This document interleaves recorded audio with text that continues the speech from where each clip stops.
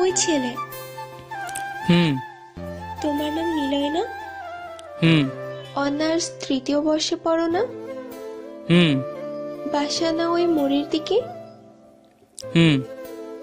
ওই শোনো, হুম। আমার সাথে বেশি ভাব নিবা না, ঠিক আছে? হুম।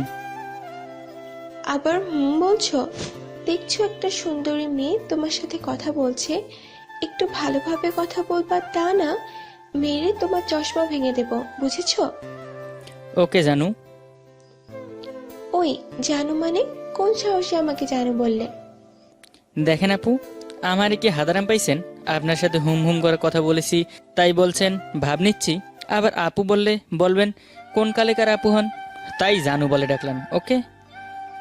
ওরে বাবা, মাথা ভর্তি চুল, চোখে চশমা পরা হাদারাম ছেলেটা তো দেখি ভালোই কথা জানে। হুম। বাই আপু ম্যাম জানু।